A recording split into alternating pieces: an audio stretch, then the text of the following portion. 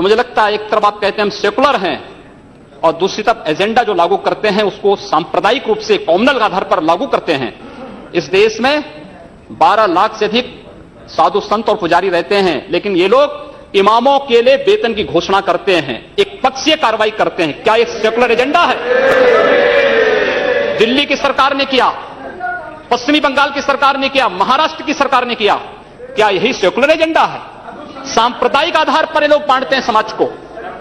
उसी प्रकार से उससे भी खतरनाक स्थिति, आतंकवादियों पर दायर मुकदमे वापस लिए जाते हैं और उसके बाद भी ये कहते हैं कि सांप्रदायिक हिंसा बनी रहे।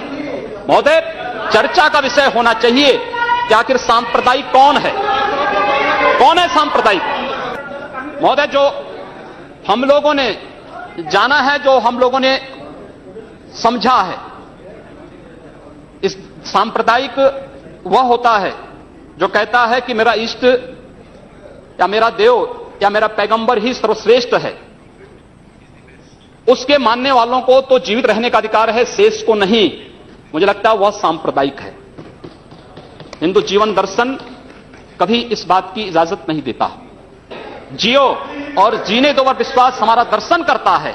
और दुनिया की कौन सा मजहब और कौन सा ऐसी कौम है जिसको विपरीत परिस्थितियों में हिंदू दर्शन ने अपने यहां शरण न दी हो, उसको फलने फूलने का अवसर न दिया हो? कौन सा ऐसा है दुनिया के अंदर? लेकिन आज जिस हिंदू दर्शन ने सबको शरण दी, सबको फलने फूलने का भरपूर अवसर दिया, आज जब उसी के खिलाफ षड्यंत्र होना प्रारंभ होता है तो उसे एकजुट होना तो पड़ेगा ही। और मुझे लगता है इन लोगों के कर्मों का फल है कि पूरे देश का हिंदू जनमानस आज इस बात के लिए तैयार हो रहा है कि उसके खिलाफ आज शासन तंत्र से जो षड्यंत्र हो रहे हैं उसका जवाब अपने स्तर पर देना ही पड़ेगा। और आज वही स्थिति सामने आई है। महोदय, मैं पूछना चाहता हूं इन लोगों से, जब भारत का मुसलमान हज यात्रा करने के लिए जाता है, महोदय, जब हज यात्रा करने के लिए जाता है, उसकी पहचान कब भारतीय के नाम पर नहीं, पाकिस्तानी के नाम पर नहीं, बांग्लादेशी नाम पर नहीं, भारतीय उपमहाद्वीप का जो भी मुसलमान हज यात्रा करने के लिए जाता है उसकी पहचान हिंदू नाम पर होती है, उसकी पहचान भारतीय, पाकिस्तानी या बांग्लादेश के नाम पर नहीं।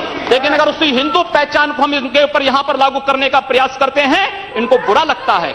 हिंदू सांप्रदायिकता नहीं, हिंदू राष्ट्रीयता का प्रतीक है और भारत की राष्ट्रीयता का प्रतीक हिंदुत्व को बदनाम करोगे, उसकी कीमत चुकानी पड़ेगी इन लोगों को। और इसलिए महोदय, मैं आप सबके आपके माध्यम से एक बार कहना चाहता हूं, महोदय, एक बार गुरुदेव रविंद्रनाथ टैगोर ने कहा था, गुरुदेव रविंद्रनाथ टैगोर ने एक बात कही थी। उन्होंने कहा था अगर भारत को समझना है, बैठ गए आप, अगर भारत को समझना है तो मैं भारतीय अस्मिता को पहचानना पड़ेगा। और भारतीय अस्मिता को पहचानना है तो स्वामी विवेकानंद के बारे में आप जान लीजिए। स्वामी विवेकानंद ने एक बात कही थी कि गर्व से कहो हम हिंदू हैं।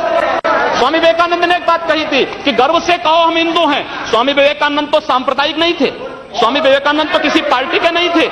स्वामी विवेकानंद ने तो भारत का प्रतिनिधित्व किया था पूरी दुनिया के अंदर। और दुनिया के अंदर जो हिंदू आज पूरे देश के अंदर, पूरी दुनिया के अंदर अपनी सहिष्णुता के लिए पहचाना जाता था, आज उस हिंदू के साथ किस प्रकार का व्यवहार किया जा रहा है, वह कश्मीर से विस्थापित होता है, उसे कश्मीर से निकाला जाता है। एक भी बार इस सदन में चर्चा नहीं होती है, इन लोगों का मुंह नहीं खुलता जब कश्मीर से 3.5 लाख की संख्या में कश्मीरी पंडित निकाले जाते हैं, तब ये लोग नहीं बोलते।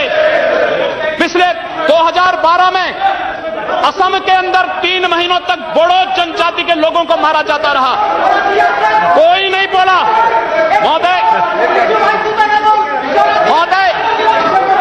कोई नहीं बोला। जम्मू कश्मीर के बाद जम्मू कश्मीर के हिंदुओं के मारने पर कश्मीरी पंडितों को उनके घरों से बेदखल कर दिया गया, एक भी बार ये लोग बोले नहीं, इनको पीड़ा नहीं हुई। दुनिया के अंदर ये अपने आप में बिरला उदाहरण था जहां पर अपने ही देश में अपने ही जानने वाले लोग विस्थापित होकर के खाना बदोश की जिंदगी जी रहे हैं। उस शर्मनाक घटना की निंदा एक भी बार इन लोगों ने नहीं की। मुंबई के दंगों पर ये लोग मौन रहे। जमशेदपुर और भागलपुर के दंगे कांग्रेस के समय हुए थे, एक भी बार इन लोगों ने उस पर चिंता व्यक्त नहीं की। और तो और 1984 में इस देश के अंदर जिन सिख गुरुओं का योगदान इस देश को बचाने और इस देश की की धर्म और संस्कृति इस देश के समाज को बचाने में बहुत महत्वपूर्ण थी, उन सिखों के कत्लेआम पर भी इनको शर्म महसूस नहीं होती है। और आज ये लोग इस देश के अंदर बात करते हैं सांप्रदायिक सौहार्द की, इनका पूरा